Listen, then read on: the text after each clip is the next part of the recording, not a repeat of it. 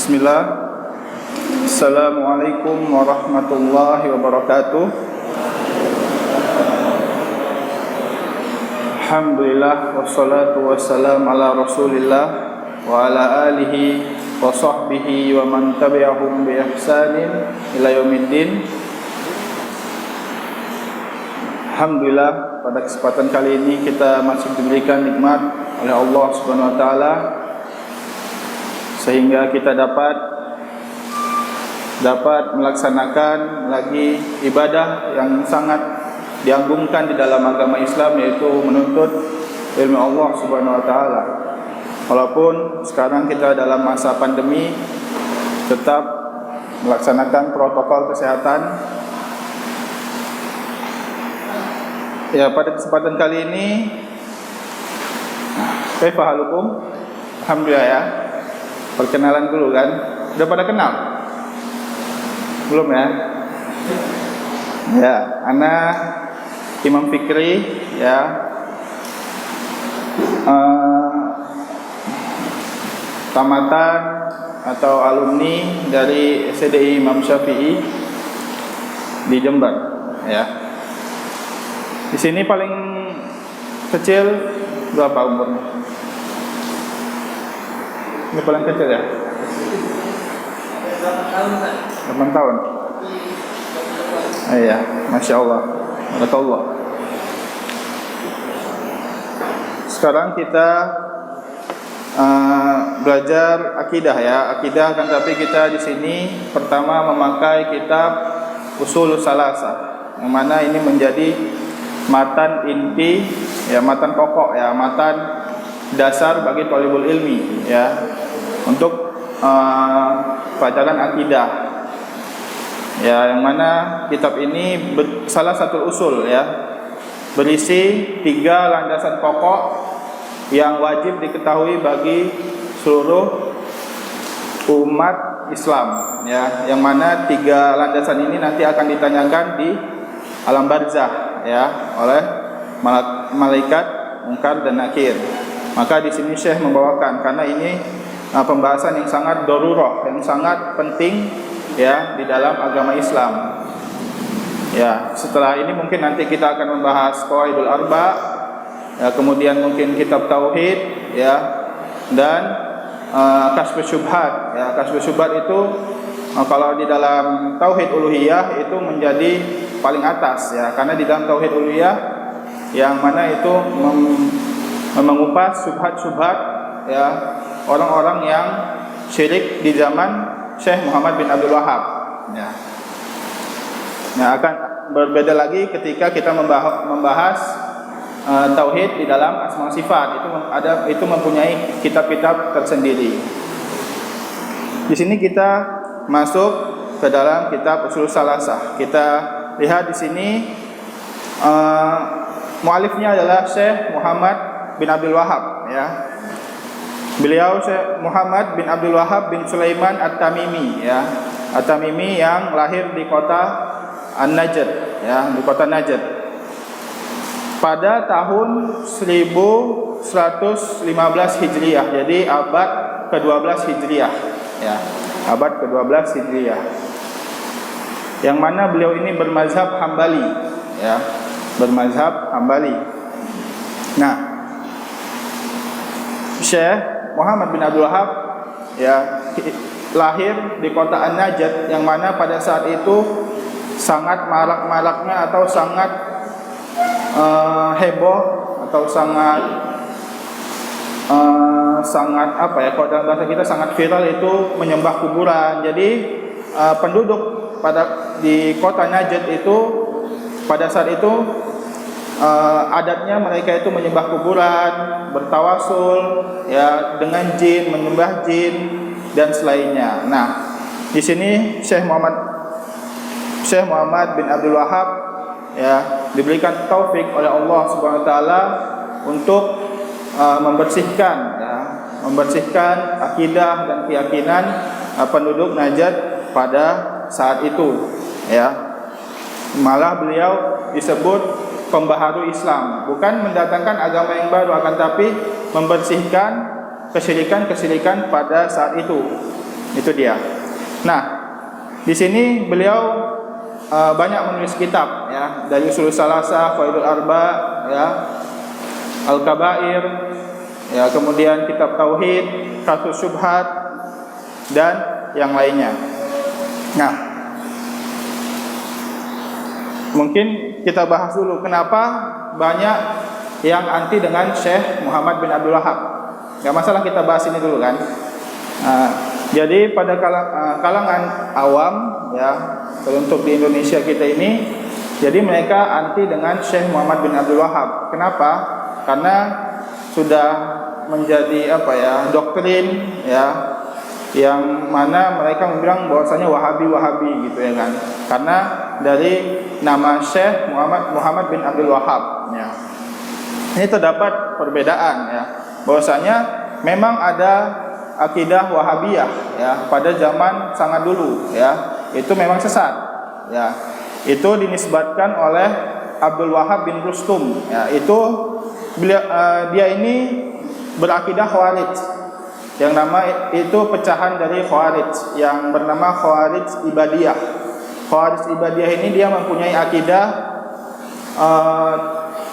tidak mewajibkan haji bagi orang Islam. Jadi pada zamannya Abdul Wahhab bin Rustum ini menjadi ketua firqah Khawarij Ibadiyah, yang mana dia membunuhi jamaah haji pada saat itu. Nah, pada sini itu semaraklah kata Wahabi, semarak Wahabiyah sampai ya sebenarnya ini telah mati, yang mana viral itu menjadi nanti pada akhirnya kan akan hilang. Akan tapi pada zaman Syekh Muhammad bin Abdul Wahhab ini itu menjadi semarak lagi, karena banyaknya orang-orang pada zaman beliau yang benci pada beliau. Jadi orang-orang itu menaikkan lagi doktrin Wahabiyah agar umat Islam anti kepada mereka. Itu dia. Padahal berbeda jauh ya. Wahabiyah itu dari sebenarnya itu nama Allah ya, Al-Wahhab ya, Al-Wahhab yang artinya Maha Memberi ya. Makanya di sini Abdul Wahhab, hambanya Allah yang Maha Memberi. Nah, harusnya kalau misalnya dinisbatkan kepada Syekh Muhammad harusnya Muhammadiyah kan, tapi ini dinisbatkan kepada ayahnya, maka itu penisbatan yang salah jika kita nisbatkan kepada Syekh Muhammad bin Abdul Wahhab. Dan benar jika dinisbatkan kepada Abdul Wahhab bin Rustum ya. Padahal ini zaman mereka antara Syekh Muhammad bin Abdul Wahhab dan Abdul Wahhab bin Rustum itu berbeda 10 abad ya. Abdul Wahhab bin Rustum ini dia wafat pada akhir abad kedua Hijriah, sedangkan Syekh Muhammad bin Abdul Wahhab itu lahir pada abad ke-12 Hijriah. Jadi bedanya jauh ya, 10 abad. Nah, 10 abad. Itu dia. Mungkin bisa dibedakan kan. Jadi kita bisa menolak dakwaan-dakwaan yang batil ya, jika ada menuduh bahwasanya kita ini Wahabi yang sering membunuh orang dan sebagainya. Itu dia. Itu seputar Syekh Muhammad bin Abdul Wahhab. Ya. Kemudian kita masuk ke dalam matanya langsung ya. Di sini Syekh membuka matanya dengan beberapa pokok ya. Ada 3 hal yang wajib diketahui, kemudian diteruskan dengan 3 hal lagi, kemudian dengan 3 usul pokok ini ya. Kemudian yang terakhirnya tentang penjelasan tentang togut dan selainnya. Kemudian Syekh membuka kitab dengan Bismillahirrahmanirrahim ya. Di sini beliau qala al-mu'allif rahimahullah, qala Syekh Muhammad bin Abdul Wahhab, Bismillahirrahmanirrahim. I'lam rahimakallah annahu yujib alaina ta'allumu arba'i masail. Ya. Nah, di sini Syekh mu'allif membuka dengan bismillah. Yang mana bismillah ini bisa kita pakai ya, papan tulisnya.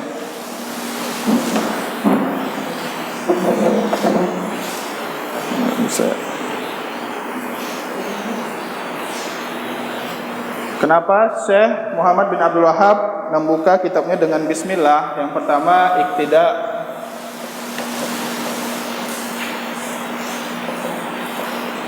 Kelihatan nggak?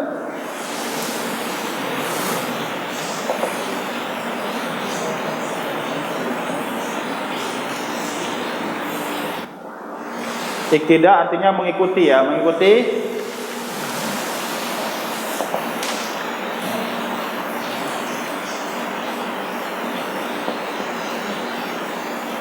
Ya, mengikuti kitab Allah, yang mana Al-Quran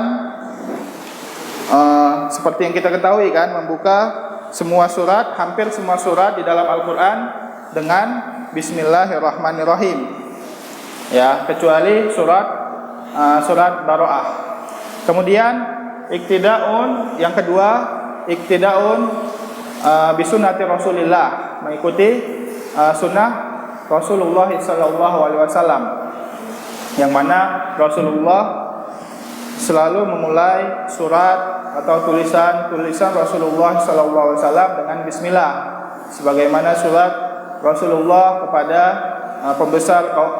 pembesar Romawi, ya, bismillah min Muhammad bin Abdullah ila azimur Rum, ya, bismillah dari Muhammad, ya, bin Abdullah kepada pembesar Rom, pembesar Kisra dan selainnya.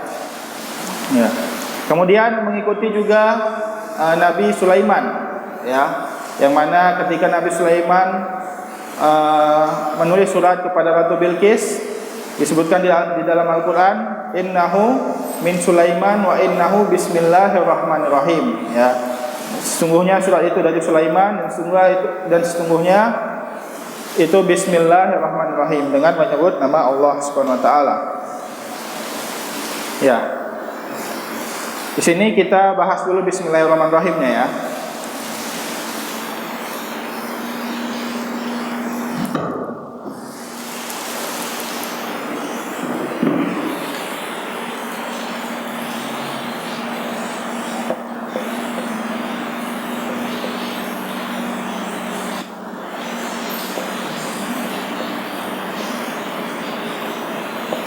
Bismillahirrahmanirrahim, ya. Bi ismi itu harfun jar dan majrur, ya, dengan nama Allah yang Maha Pengasih lagi Maha Penyayang. Sebenarnya di sini ada fiil yang dihapus, ya. Harusnya ada fiil yang dihapus, ya, di sini. Abtadi, ya, bismillah abtadi, ya. Kalau kita mau membaca berarti bismillah aqra. Itu dia fiilnya yang dihapus.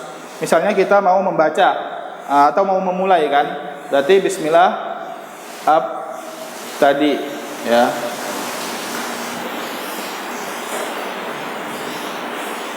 Nah, di sini jadi dia fiil, ya, fiil yang muakhir, yang diakhirkan.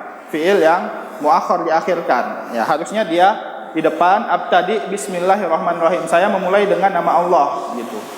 Akan tapi di sini diakhirkan, ya, dia takdirnya diakhirkan.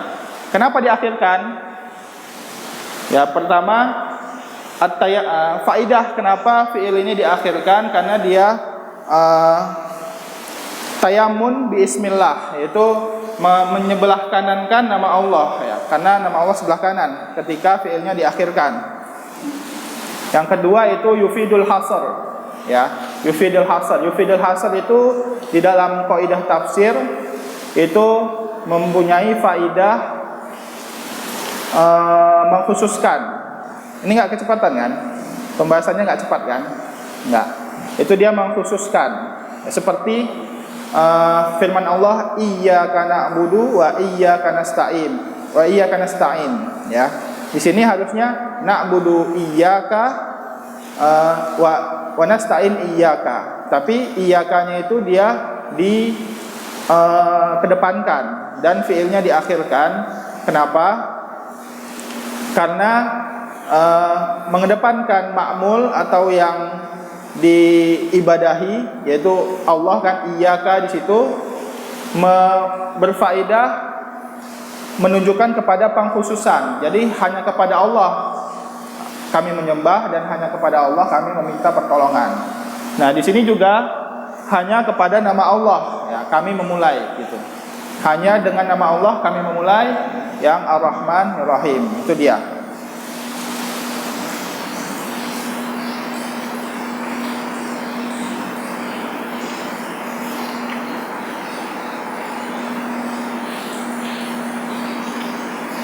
Kemudian Ar-Rahman Ar-Rahim, Ar-Rahman Ar-Rahim itu adalah dua nama Allah yang disebutkan di dalam Al-Qur'an ya. Bismillahirrahmanirrahim. Ar-Rahman kalau di dalam Al-Qur'an arti Al-Qur'an kan yang Maha Pengasih lagi Maha Penyayang ya. Pada bahasa Arab itu sama aja ya, artinya yang Maha memberi rahmat, yang Maha menyayangi atau mengasihi. Itu dia. Adapun banyak beberapa ulama membedakan antara Ar-Rahman dan Ar-Rahim ini. Ada yang berpendapat bahwasanya Ar-Rahman ini rahmatul amah ya, rahmah yang menyeluruh ya untuk semua umat, untuk semua manusia. Baik itu umat Islam ataupun kafir. Jadi masih diberikan rahmat, yaitu diberikan rezeki oleh Allah Subhanahu wa taala. Ya. Adapun Ar-Rahim ini adalah rahmatul khassah ya, yang hanya diberikan kepada orang-orang mukmin. Itu dia. Nah, akan tapi pada intinya Ar-Rahman itu adalah kalau dalam segi bahasa itu zu rahmah wasi'ah ya. Kita tuliskan perbedaannya. Mana penghapusnya ada?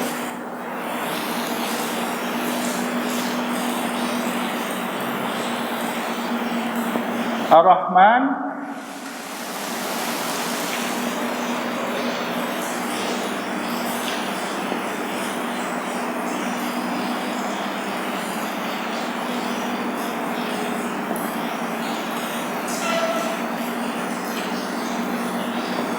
Zu rahmah wasi'ah, yang mempunyai rahmat yang luas ya. Yang mempunyai rahmat yang luas, yang mempunyai nikmat yang luas, yang cukup untuk semua penduduk dunia, semua penduduk bumi, langit dan bumi ya. Bahkan lebih ya, seperti disebutkan di dalam hadis perbedaan jadi Allah menciptakan rahmatnya ya, kemudian diberikan kepada hambanya seperti mencelupkan jari dengan ke dalam lautan, kemudian tetesan yang keluar dari jari itu adalah rahmat yang Allah berikan kepada penduduk dunia, penduduk langit dan bumi. Ya, jadi lautan yang luas itu adalah rahmat Allah juga. Kemudian Ar-Rahim apa?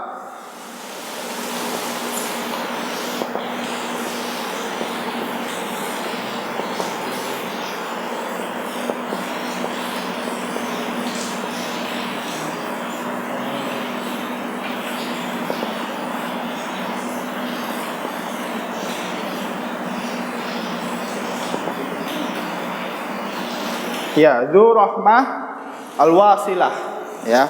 Jadi perbedaannya di akhirnya itu. Kalau Ar-Rahman Dzu Rahmah Wasi'ah yang luas, kalau Ar-Rahim Dzu Rahmah Al-Wasilah. Bedanya apa? Kalau Ar-Rahim menunjukkan bahwasanya Allah mempunyai rahmat yang sangat luas, yang sangat banyak.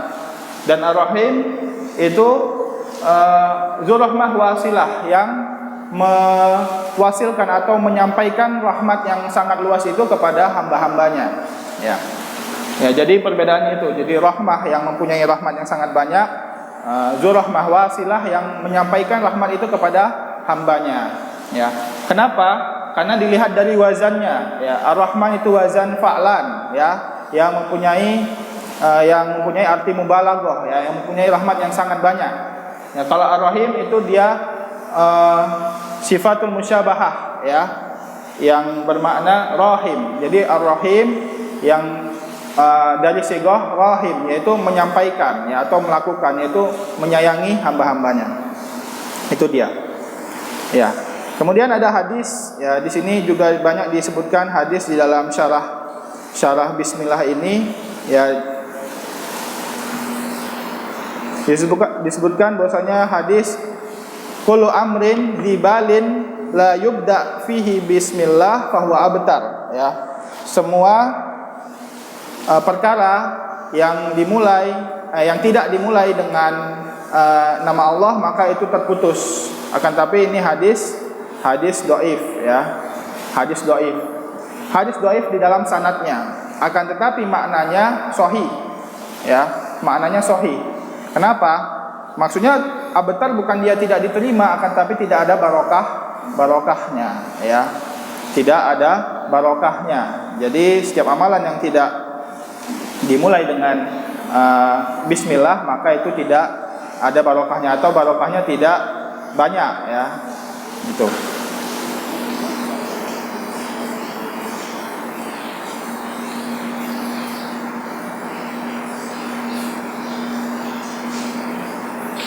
Ya, jadi dari Bismillahirrahmanirrahim ini kita dapat mendapatkan 3 nama Allah, yaitu Allah, kemudian Ar-Rahman, kemudian Ar-Rahim, ya. Kemudian kita masuk ke dalam perkataan selanjutnya, perkataan Syekh Muhammad bin Abdul Wahhab, ya. I'lam rahimakallah annahu yujib alaina ta'allumu arba'i masail, ya. I'lam dari fi'il madinya alima ya'lamu i'lam, artinya ketahuilah, ya. Berarti di sini kita harus mempunyai ilmu. Jadi Syekh Muhammad bin Abdul Wahhab ini menyuruh kita untuk perhatian dulu kepada apa yang ingin Syekh Muhammad bin Abdul Wahhab sampaikan setelahnya. Jadi kita harus perhatian dulu. Maka Syekh Muhammad bin Abdul Wahhab memakai lafaz ini, i'lam, ketahuilah. Jadi agar yang membaca itu perhatian. Ada penghapus, Ustaz?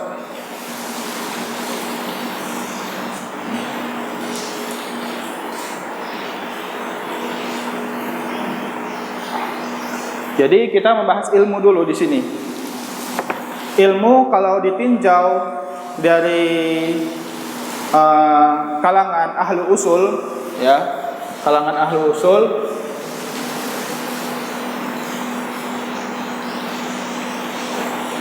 itu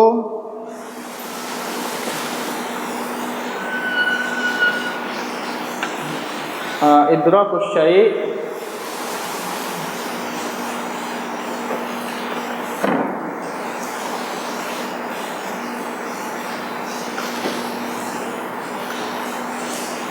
idrakus syai' ala ma huwa alaihi. Jadi mengetahui sesuatu, ya, ilmu itu adalah mengetahui sesuatu ala ma huwa alaihi, dengan yang sebenarnya. Jadi yang diketahui itu benar, ya. Idrokan jaziman, dengan pengetahuan yang pasti, ya. Jaziman itu pasti. Berarti di sini apa? 100%. Kalau misalnya disuruh dia mengetahui sesuatu, berarti dia mengetahui dengan benar 100%. Itu dia ilmu. Kebalikan dari ilmu apa? Jahlun, ya.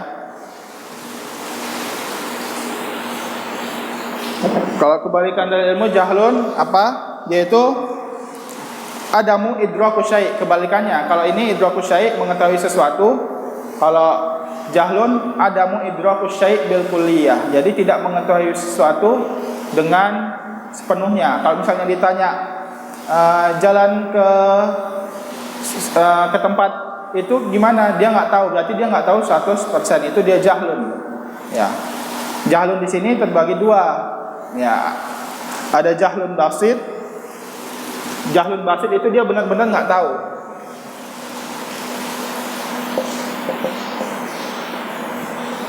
Ada jahlun murakkab.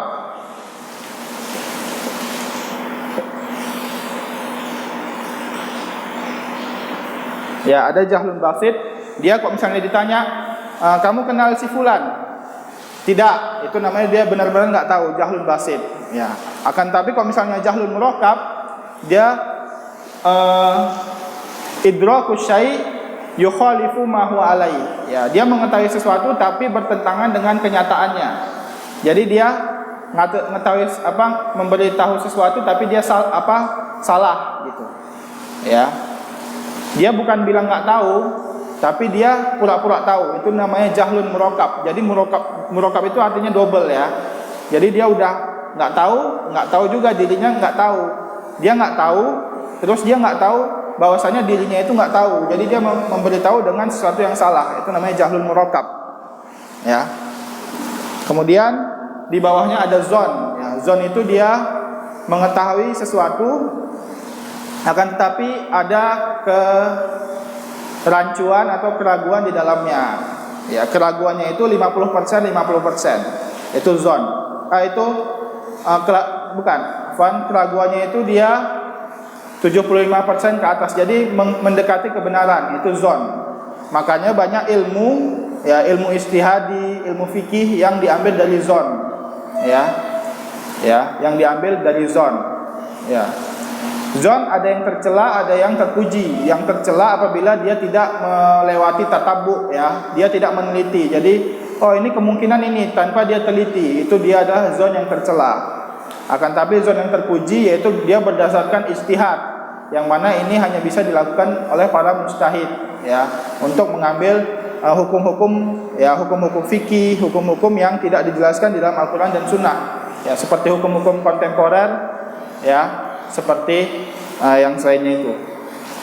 Ya, kemudian syak itu dia mengetahui sesuatu tapi rancu juga, ragu juga, akan tapi dia 50%, setengah-setengah. Itu namanya syak. Dan yang terakhir itu waham. Waham itu dia mengetahui sesuatu dengan ragu, akan tapi dia sedikit kemungkinannya untuk benar. Itu namanya dia waham. Itu namanya waham. Itu kalau ditinjau dari ilmu ahlu usul, ya, ahlu usul. Jadi ini misalnya dipelajari di usul fikih, ya. Kemudian kalau dari sisi fikih, ya, ahlu fikih di kalangan fuqaha, maka fikih itu ilmu terbagi dua, ya. Ya, ada ilmu yang wajib diketahui bagi seluruh umat Islam, ya.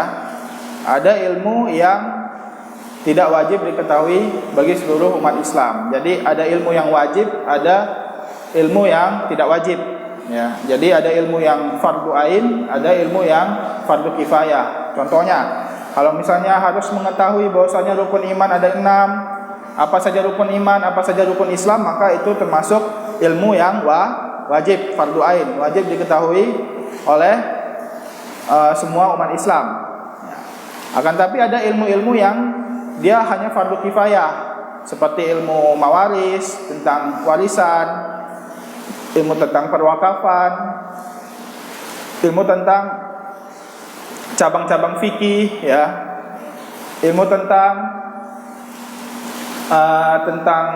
hudud, tentang peradilan agama, ya, maksudnya tentang hukum kodok agama. Itu ilmu yang fardu kifayah. Jadi apabila fardu kifayah, maka itu ilmu yang apabila telah ada yang mengetahuinya, maka yang lain tidak berdosa.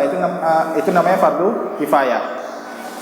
Akan tapi mengetahui siapa nabi kita, ya, itu makanya namanya fardu ain ilmunya, ya. Itu dia. Ilam rahimakallah. Nah, di sini Syekh mendoakan dulu para pembacanya dengan rahimakallah. Semoga Allah merahmati kamu. Ya, di sini, ya, Syekh mendoakan dulu pembacanya agar pembacanya lebih tertarik dan semangat untuk mendengarkan apa yang akan Syekh sebutkan setelahnya. Annahu yujib alaina, bahwasanya wajib bagi kita, ya, wajib bagi kita. Alaina di sini umum, bukan bagi seorang saja, tapi alaina di sini mencakup semua umat Islam, ya. Jadi di sini Syekh ingin membawakan sesuatu yang wajib diketahui seluruh umat Islam. Jadi wajib, bukan sunnah, ya. Wajib di sini apa? Definisinya apa? Definisi wajib? Siapa yang tahu? Wajib yang Sudah masuk Isya ya? Nanti kalau Ustaz mau diundurkan dulu nanti setelah majlis sholat Isya apa? Oh, maksudnya langsung sampai selesai? Iya. Ya udah langsung sampai selesai aja.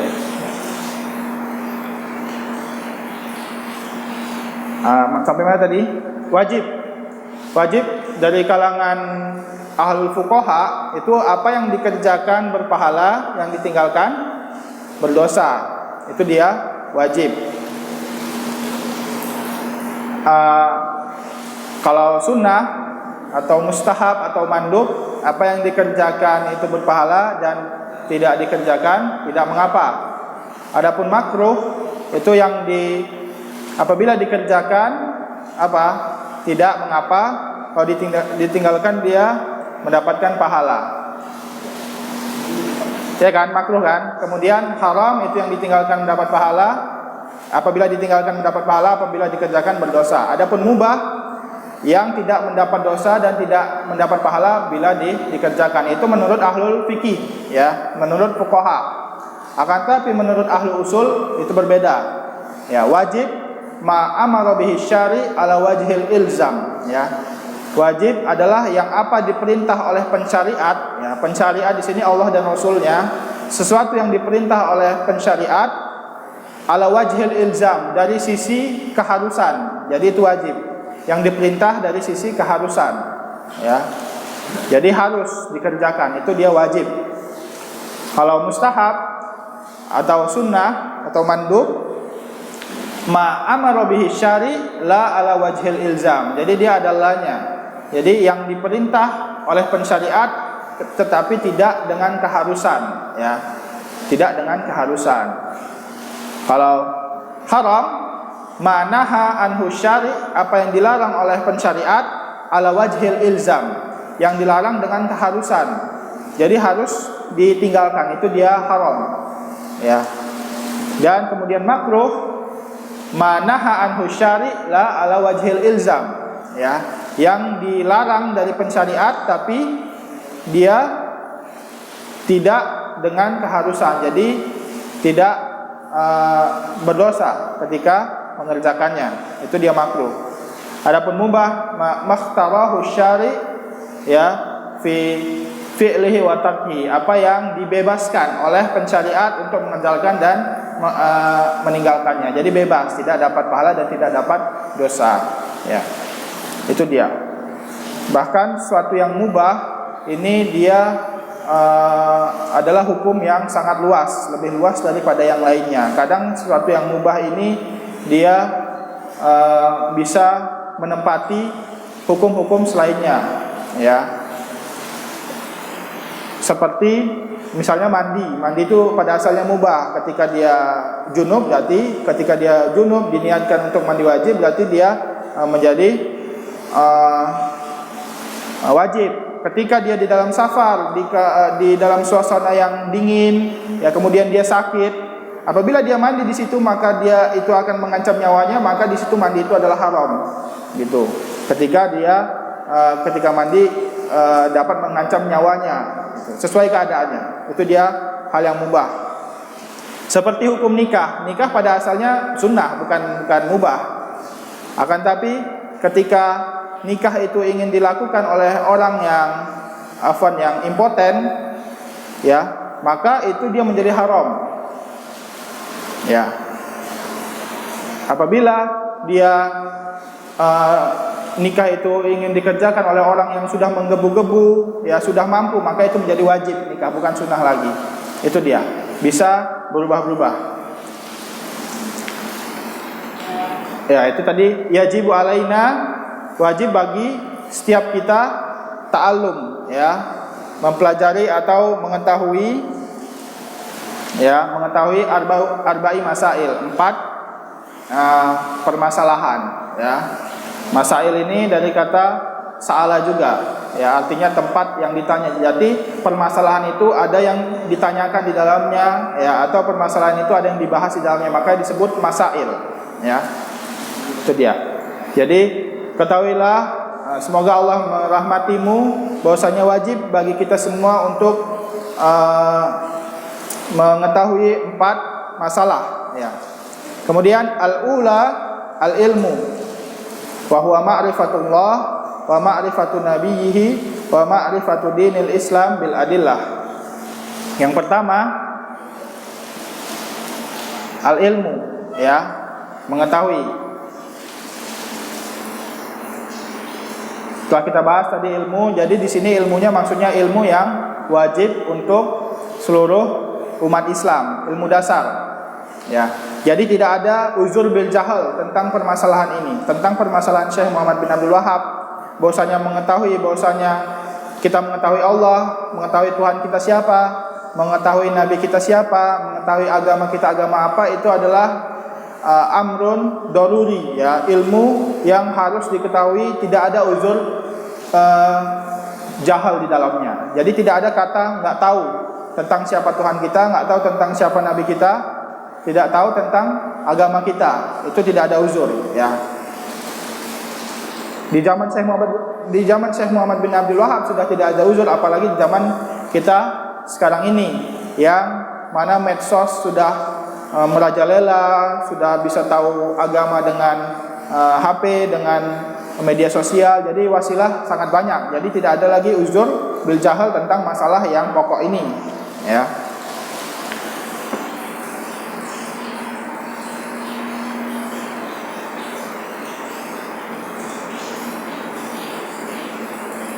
Yang pertama apa?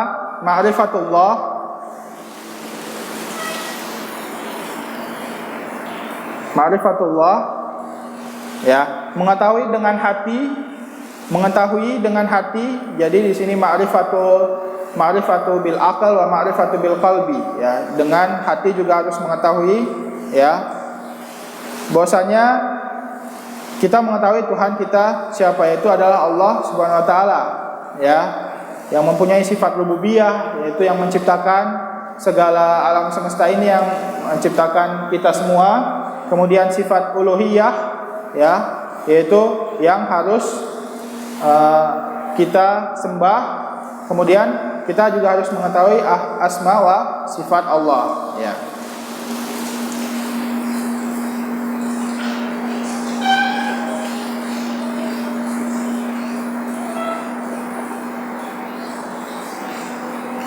Kita dapat mengetahui Allah dengan ayat-ayat Allah, ya. Sebagaimana Allah Subhanahu wa taala menyebutkan di dalam Al-Qur'an, wa fil ardi ayatul lil muqinin wa fi anfusikum afala tubsirun, ya. Di atas bumi ada ayat-ayat Allah bagi orang-orang yang, ya, yakin kepada Allah Subhanahu wa taala, ya. Wa min ayatihil lailu wan naharu wasyamsu wal qamar, ya. Dari ayat-ayat keberadaan Allah, maksudnya dari ayat-ayat bahwasanya ayat itu tanda, ya. Jadi tanda-tanda bahwasanya ada Tuhan, bahwasanya ada Allah, yaitu adanya malam dan adanya siang dan adanya matahari dan adanya bulan dan seterusnya, ya. Jadi ayat atau tanda-tanda Allah terbagi menjadi dua, ya. Terbagi menjadi dua.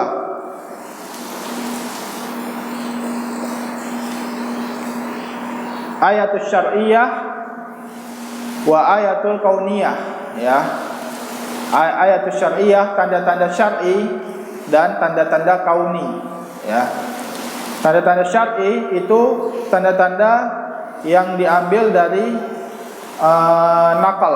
Dari nakal maksudnya dari wahyu, ya. Adanya Al-Qur'an, hukum-hukum Allah atau syariat-syariat Islam yang cocok kepada semua umat dari zaman Nabi sampai sekarang, dari zaman sebelum Nabi juga, itu menandakan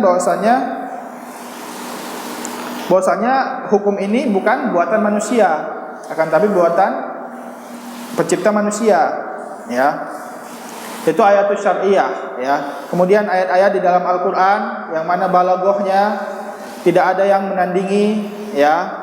Kemudian dari sisi khobar-khobar di dalam Al-Qur'an, yang mana Al-Qur'an dapat mengetahui hal gaib, ya.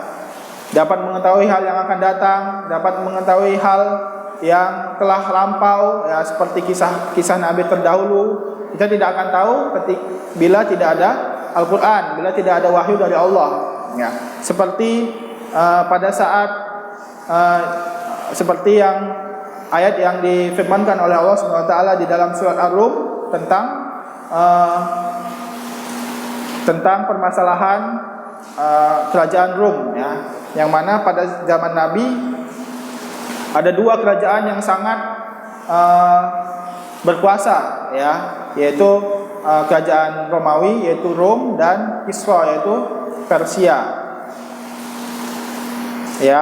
Nah, di situ dikatakan di surat Ar-Rum itu nanti gulibatir Rum, akan dikalahkan Rum, ya. Tapi pada saat turun ayat belum dikalahkan, ya. Di situ maka beberapa tahun kemudian atau ya itu maka Rum itu jatuh, ya. Akan tapi lebih duluan Persia, baru setelah itu Romawi, ya. Kenapa? Pada saat persengketaan antara Romawi dan Persia pada zaman Nabi itu, para sahabat itu mendukung siapa? Mendukung Romawi. Kenapa? Karena Romawi itu agamanya adalah agama Ahlul Kitab. Mereka meyakini ada Allah, akan tapi mereka tidak meyakini Nabi Muhammad. Mereka dari kalangan Yahudi dan Nasrani, ya. Maka para sahabat mendukung itu dibandingkan mendukung Persia, yang mana Persia itu adalah penyembah, yaitu kebanyakan orang-orang Majusi, penyembah api dan penyembah kegelapan. Memang dua-duanya salah, akan tapi yang mendekati kebenaran atau yang paling sedikit kesalahannya itu adalah Romawi. Maka di sini pada saat menang Romawi dan dikalahkan Persia, maka bergembira orang-orang para sahabat. Kemudian setelahnya baru dikalahkan Romawi. Itu dia. Itu ya, jadi tanda-tanda ayatul syariah. Kemudian ada ayatul kauniyah, ya. Dari kaun, ya. Dari kaun itu maksudnya dari keadaan di atas muka bumi, ya. Seperti ada lail, ada nahar, ada malam, ya. Ada siang. Kenapa? Karena bergeraknya matahari, ya, terlepas dari perselisihan antara bumi yang mengelilingi matahari atau matahari yang mengelilingi bumi. Pokoknya itu karena ada pergerakan antara langit dan bumi, ya. Itu siapa lagi yang menggerakkan kecuali Allah Subhanahu wa taala. Sebagaimana Imam Abu Hanifah pernah diajak debat oleh orang-orang ateis, ya, yang tidak meyakini adanya Tuhan, ya. Ya, di situ mereka orang-orang ateis ini sudah mempersiapkan banyak bantahan-bantahan secara logika, ya, secara logika.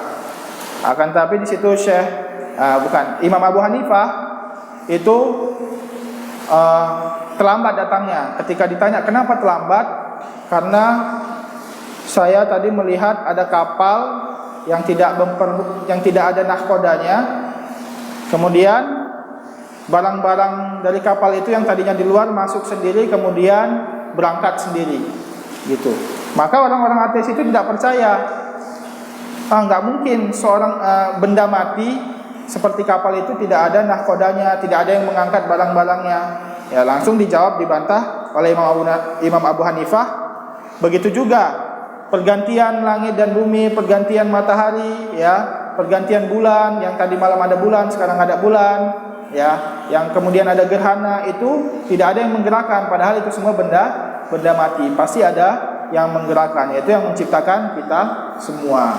Yaitu salah satu tanda ciri kecerdasan Imam Abu Hanifah. Makanya beliau diangkat menjadi, ya, mempunyai mazhab tersendiri, yaitu mazhab Hanafiyah. Kemudian ya tadi ayat-ayat kauniyah, ya. Itu ma'rifatullah. Kemudian ma'rifatun nabiyhi, ya, mengetahui nabinya, yaitu maksudnya nabi kita, yaitu Nabi Muhammad sallallahu alaihi wasallam. Kita yang wajib bagi kita mengetahuinya adalah mengetahui bahwasanya Nabi Muhammad adalah nabi yang terakhir diutus, ya. Jadi ketika ada yang mengaku bahwasanya ada nabi setelah Nabi Muhammad, ya, yaitu misalnya Mirza Ghulam Ahmad, ya, itu maka dia telah otomatis keluar dari Islam, ya. Karena ini adalah ilmu yang daruri, ya. Mengetahui Nabi, bahwasanya Nabi adalah Nabi yang terakhir diutus, Nabi sekaligus penutup para Rasul. Tapi kita tidak diwajibkan untuk mengetahui siapa nama ayahnya Nabi Muhammad, siapa nama kakeknya. Kita wajib mengetahui nama Nabi Muhammad saja, yaitu Muhammad, ya. Dan mengetahui bahwasanya Nabi Muhammad adalah benar-benar diutus oleh Allah Subhanahu wa taala. Kemudian wa ma'rifatu dinil Islam bil adillah, dan mengetahui agama Islam, ya, dengan dalilnya, ya. Maksudnya di sini ada dalil, ya. Adillah itu jamak dari dalil, ya, yang artinya dari fiil dalla yadullu. Dalil itu sifatul musyabahah, ya, yang sebenarnya dia dalil, ya, ya, dalil menjadi dalil, ya, dari wazan fa'il menjadi fa'il, ya. Itu yang artinya menunjukkan kepada suatu hal, ya. Di sini dalil syar'i berarti Al-Qur'an dan Sunnah. Jadi kita harus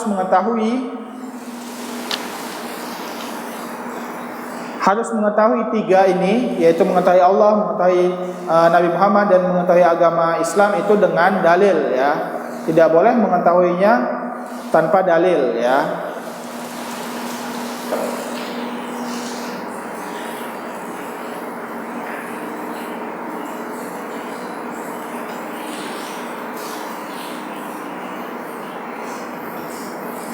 Kemudian sampai jam berapa, Ustaz? Masih sampai jam 9, ya? Setengah 9. Ya, kita lanjut. Jam. Kita lanjut. Yang kedua, asaniyah al-amalubi, ya. Asaniyah al-amalubi.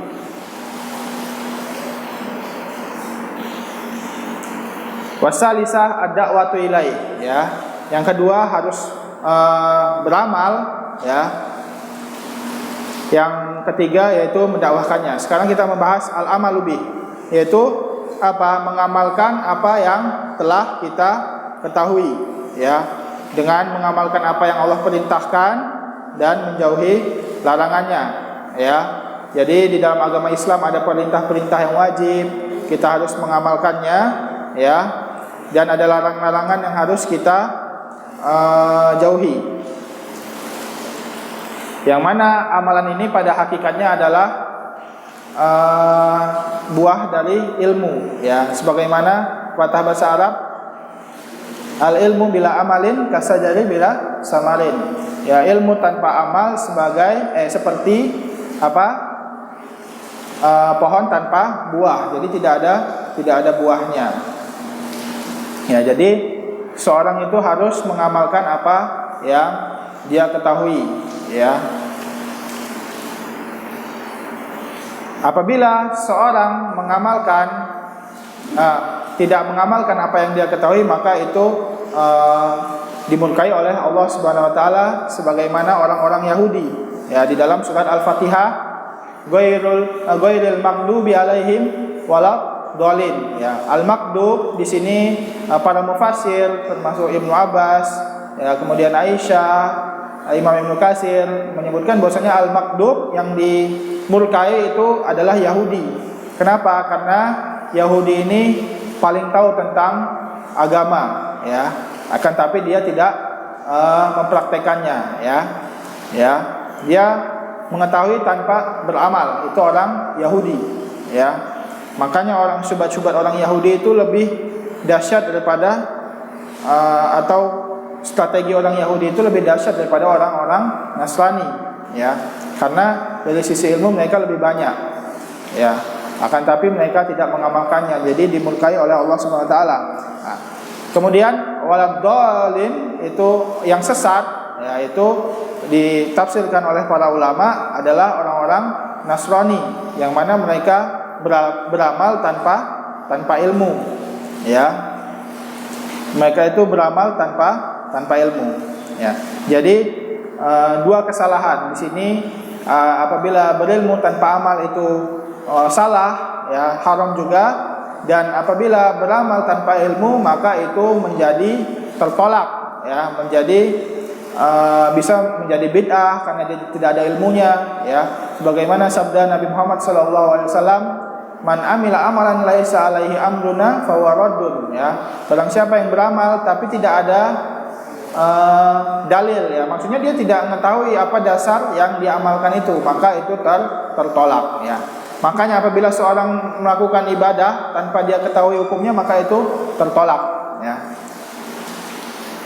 Maka itu dia harus dibarengi dengan niat, karena niat itu berdasarkan dengan ilmu. Kemudian asalisah ad-da'watu ilaih, ya. Salis ad-da'watu ilaih yaitu mendakwahkannya, ya, mendakwahkannya sebagaimana disebut difirmankan oleh Allah Subhanahu wa taala, ud'u ila sabili rabbika bil hikmati wal mau'izatil hasanah wajadilhum billati hiya ahsan. Menyerulah kamu ke jalan Allah Subhanahu wa taala dengan hikmah, ya, dengan hikmah. Maksudnya hikmah ini dia mencakup banyak maslahat, ya.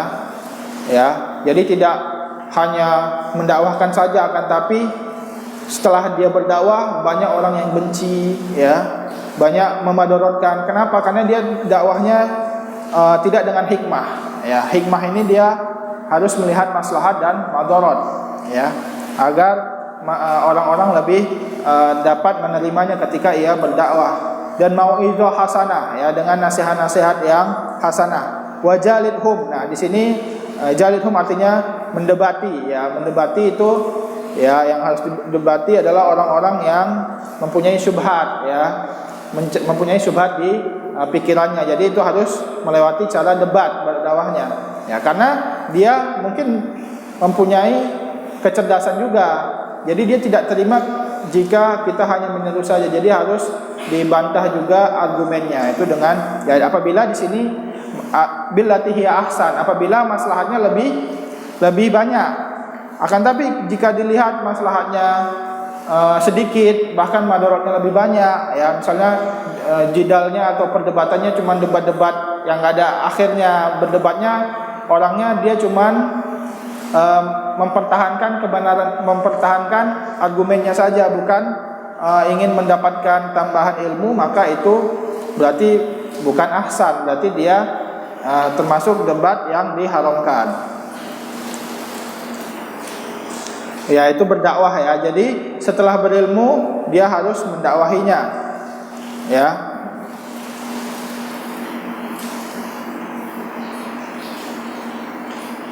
Tidak boleh dia mempunyai ilmu akan tapi dia diam saja. Apabila dia ditanya tentang sesuatu yang dia telah mengetahuinya, dia diam saja, itu tidak boleh, seperti orang-orang ahlul kitab, ya, dan selainnya, ya.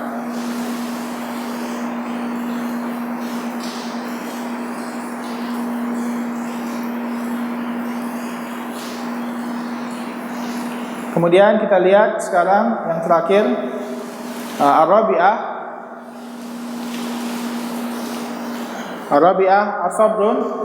as-sabru 'alal ada'u fi, ya, yaitu harus sabar dengan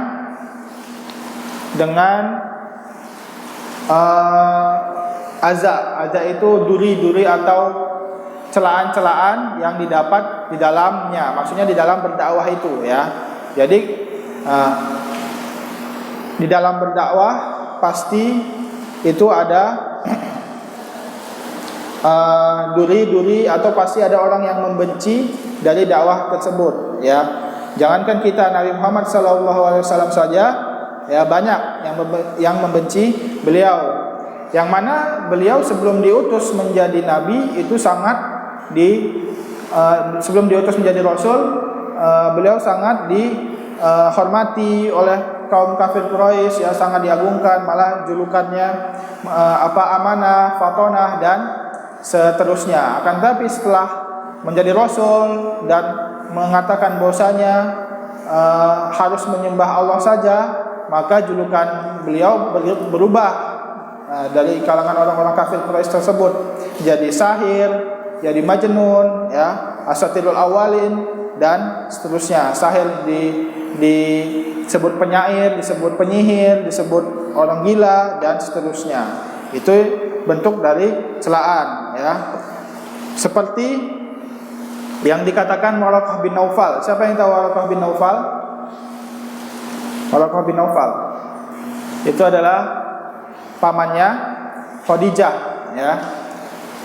Pamannya Khadijah, ya, saat pertama turunnya wahyu, ya, di kisah yang pertama turunnya wahyu di Gua Hira, maka Nabi Muhammad pulang dengan merinding, ya, kemudian ketakutan, kemudian, ya, di situ Khadijah itu membawa Rasulullah kepada pamannya, yang mana pamannya ini adalah seorang ahlul kitab, ya, ahlul kitab yang masih berada di jalan Hanafiyah, masih lurus, ya, agamanya masih lurus, ya. Itu dia namanya Waraqah bin Naufal. Maka Waraqah bin Naufal ini berkata, "Ma min rajulin ata bimisli ma ji'ta bi illa udiya." Ya.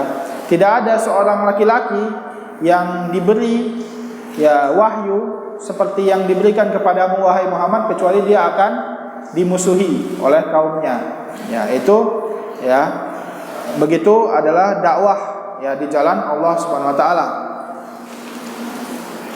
Ya, sebagaimana juga Allah Subhanahu wa taala berfirman, "Walaqad kudzibat rusulun min qablika fasabaru ala ma kudzibu wa udzu hatta atahum nasruna."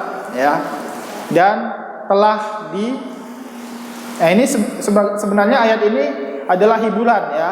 Jadi Allah menghibur Rasulnya yang telah disakiti oleh kaumnya.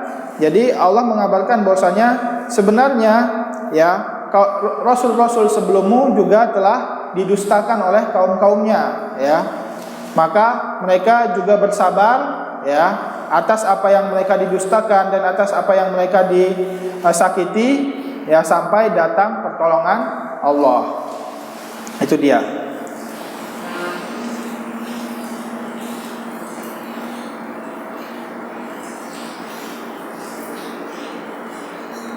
Ya, kemudian Allah Subhanahu wa taala juga berfirman, "Kadzalika ma atal ladzina min qablihim mir rasulin illa qalu sahirun aw majnun." Ya.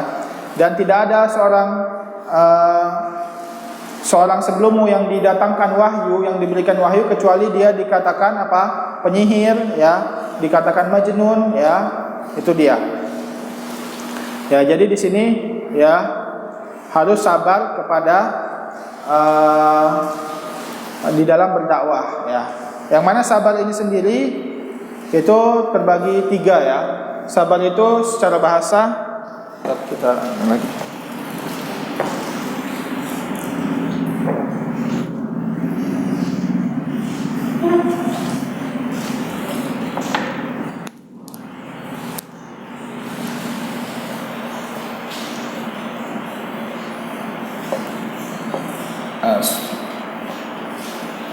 As-sabru, ya, sabar secara bahasa apa? Al-hasbu, ya, atau al-kufu, ya, menahan, ya. Hasbu itu menahan, kufu itu juga menahan, ya. Jadi dia menahan, itu sabar pada dalam bahasa. Kemudian dalam istilah hasbun nafsi fi taatillah, ya, yaitu menahan diri di dalam ketaatan kepada Allah Subhanahu wa taala. Hasbun nafsi fi taatillah, ya, yang mana sabar ini dikategorikan dikategorikan oleh para ulama menjadi 3 bagian. Yang pertama sabar kepada taat, sabar di dalam ketaatan, ya, yang mana manusia ini pada asalnya itu mempunyai kecenderungan untuk lalai, ya, mempunyai kecenderungan untuk bersenang-senang saja. Maka apabila dia menahan dulu senang-senangnya, kemudian dia sabar di dalam ketaatan, ya, misalnya sabar di dalam menuntut ilmu, ya, menahan dulu dari kesenangan di dunia luar, ya, menahan dari permainan-permainan dan selainnya, ya, dan dia malah melakukan ketaatan, maka dia masuk sabar di dalam ketaatan pada Allah Subhanahu wa taala. Yang kedua, as-sabru an maharimillah, ya, bersabar di dalam bersabar dari keharaman-keharaman yang Allah tetapkan. Ya, jadi dia menahan dirinya dari keharaman-keharaman, ya, seperti berjudi, ya, minum khamar, berzina dan selainnya. Ketika dia menahan dirinya, ya, sabar, karena pada asalnya manusia itu mempunyai ketertarikan kepada maksiat, ya, sebagaimana Rasulullah sallallahu alaihi wasallam bersabda, hujibatin nar bisyahawat wa hujibatil jannatu bil makarih, ya. Jadi neraka itu dikelilingi dengan sesuatu yang lezat, ya, dikelilingi dengan sesuatu yang lezat, dan surga itu dikelilingi dengan sesuatu yang tidak mengenakkan, ya. Seperti misalnya kita sholat malam, baca Quran, itu pasti ada capek dari diri kita. Akan tapi ketika kita sabar, maka itu ada pahala di sisi Allah Subhanahu wa taala. Ya, jadi juga harus sabar dari menahan diri dari keharaman-keharaman yang Allah tetapkan. Kemudian yang ketiga, sabar dari ala aqdarillah, ya, sabar di atas takdir-takdir yang Allah tentukan, ya.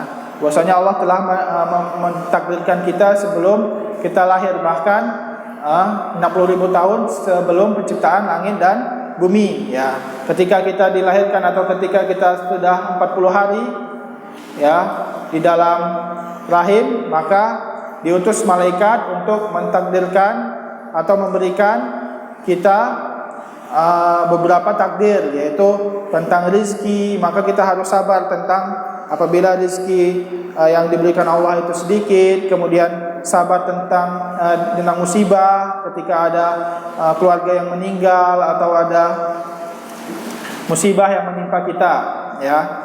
Maka itu sabar di atas takdir-takdir Allah, ya.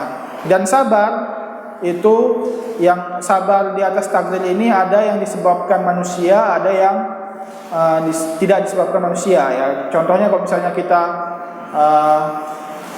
ada gempa bumi, ada tsunami, itu harus sabar, ya, dari takdir, tapi tidak disebabkan oleh manusia. Akan tapi misalnya kita dirampok, misalnya keluarga kita dibunuh oleh pembunuh, maka itu disebabkan oleh manusia. Pasti sebabnya itu dari manusia maksudnya.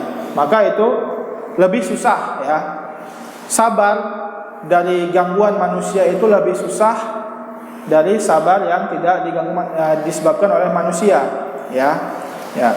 Misalnya kita digibahi atau keluarga kita disakiti, itu ketika kita ingin bersabar itu jauh lebih susah, ya. Maka di hari kiamat nanti ada orang yang membawa banyak pahala, akan tapi pahalanya hilang karena dia banyak menggibahi orang lain. Dia tidak sabar dengan perlakuan orang lain kepadanya, ya. Karena sabar kepada manusia itu lebih berat, ya. Kemudian berapa menit lagi, mana jamnya, ya? Oh, bisa tanya jawab? Ya, mungkin ini sebelum kita masuk ke dalil, ya. Sebelum masuk ke dalil kita cukupkan dulu, ya. Maka untuk pertemuan minggu depan atau setelahnya kita masuk ke dalam dalil dari empat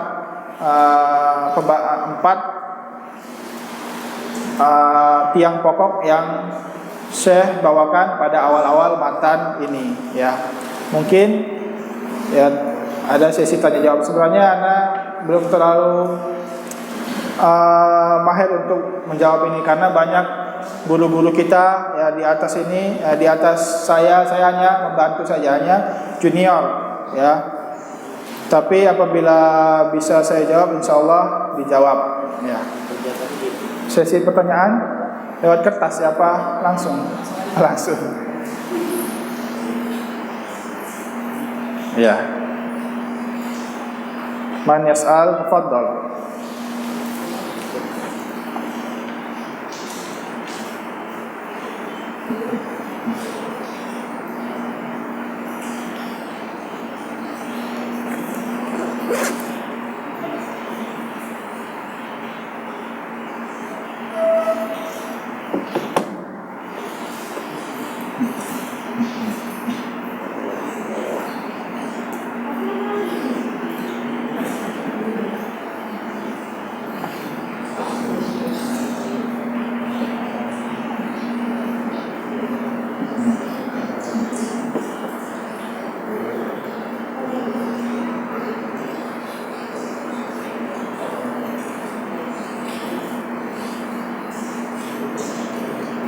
Ya, tafadhal Mas Muka.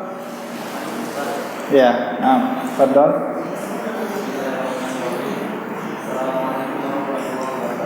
Waalaikumsalam warahmatullahi wabarakatuh.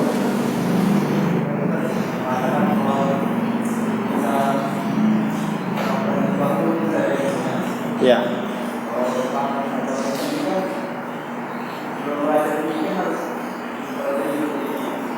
Apa sebelum belajar fikih?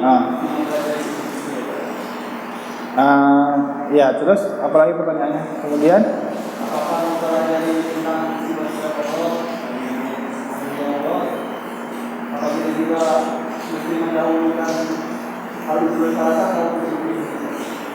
usul fikih atau usul salasa? Iya. Jadi, kalau saya scroll pertanyaannya. Jadi ana ringkas pertanyaannya. Tadi kita harus mengamalkan apa yang diketahui, gitu maksudnya. Kemudian di dalam permasalahan fikih harus belajar ilmu usul fikih dulu. Ya, tidak ya. Jadi ketika kita ingin belajar fikih, kita tidak perlu mempelajari usul fikih, karena usul fikih itu pada hakikatnya itu untuk menjadikan orang yang mempelajarinya untuk menjadikan sebagai mujtahid, ya. Usul fikih itu adalah wasilah untuk orang menjadi mujtahid, ya. Jadi dia tingkat level lanjutan, ya. Akan tapi fikih ini tidak perlu menggunakan, harus kita dahului dengan usul fikih dulu, ya. Karena fikih itu dia adalah buah dari usul fikih, ya. Jadi ibaratnya yang berurusan dengan usul fikih itu para ulama yang mengeluarkan hukum fikih, ya. Akan tapi fikih itu adalah hal yang sudah siap saji yang dapat orang-orang awam untuk mengambilnya, ya. Contohnya misalnya seperti orang yang kita misalnya diperintahkan untuk sholat, kan? Ya. Jadi apakah ketika kita mau sholat, kita harus mengetahui tata cara sholat dulu, ya. Bukan berarti kita harus mengetahui dalilnya dulu, ya, secara usul fikih gimana gitu, ya. Kemudian perintah itu menunjukkan kepada kewajiban dan seterusnya, enggak, ya. Ya. Karena fikih itu ketika kita, yang wajib bagi kita apa? Misalnya yang wajib bagi kita sholat, saum, zakat, ya, haji. Jadi kita hanya wajib mempelajari hukum-hukum sholat, ya, tata cara sholat yang benar, ya. Ya, tata cara sholat yang benar, tata cara puasa yang benar, ya, tata cara haji, zakat yang benar, ya, mengeluarkan kapan saja mengeluarkan zakat, ya, kapan saja zakat fitrah, zakat mal, ya, zakat emas, ya, dan seterusnya. Ketika ingin sholat, tata cara wudhu dulu kita ketahui, ya. Ya, kemudian sholat tidak harus, ya, sampai dalilnya, perselisihan ulamanya nggak harus, ya. Itu kan akan masuk nanti kepada usul fikih nanti masuknya. Jadi nggak harus, ya. Jadi apa yang wajib saja, ya. Karena ketika seorang itu dia dibebankan dengan harus mengetahui dalilnya, harus hafal dalilnya, harus hafal perselisihannya, itu sangat berat bagi umat Islam. Karena itu nanti masuknya ke ilmu yang fardu kifayah, karena mengetahui perselisihan dalil, ya. Gitu. Kalau tata caranya itu kita untuk orang awam atau pemula, maka kita diwajibkan untuk mengetahui tata cara sholat saja, ya, yang mana yang benar, ya, apa yang diharamkan di dalam sholat, apa yang diwajibkan dalam sholat, apa saja bacaannya, itu dia, ya, itu usul fikih tadi ya. Kemudian kita harus mempelajari fikih dulu atau usul salasah gitu, pertanyaannya, ya, iya. Jadi kan ini berbeda dari berbeda sisinya ya. Kalau ini akidah, ya, yang pasti yang lebih penting itu akidah ya.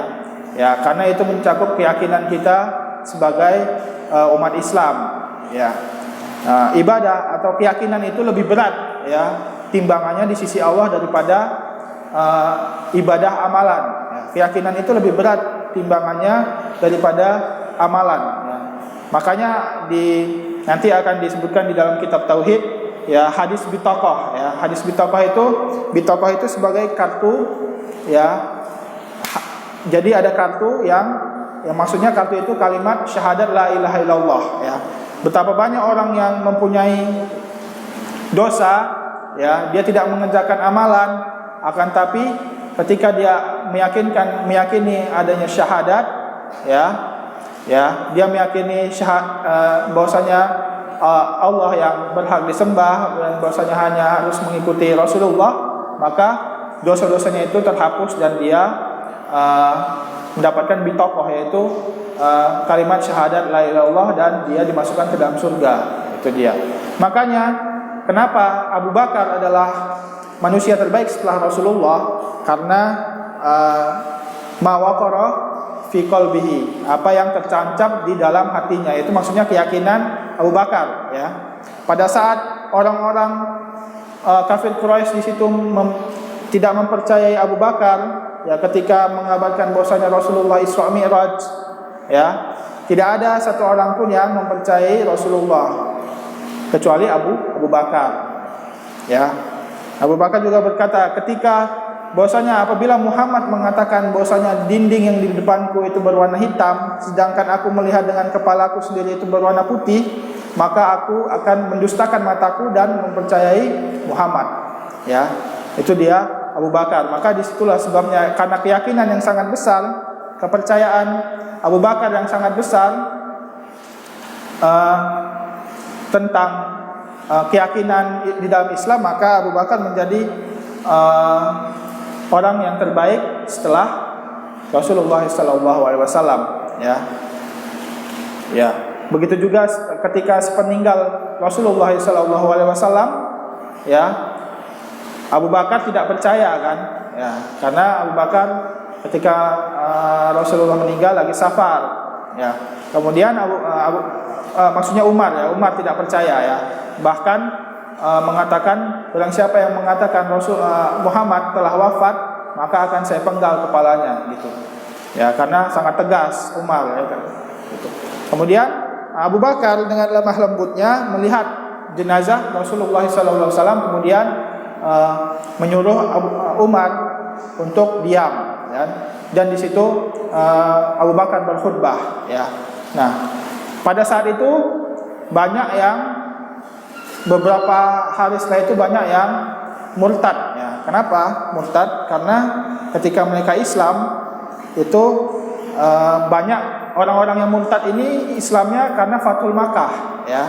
Jadi mereka ada yang masuk Islam karena paksaan gitu. Itu orang-orang yang murtad. Akan tapi para sahabat dari kalangan Muhajirin dan Ansor itu tidak murtad. Nah, maka di sini diperangi oleh Abu Bakar ya.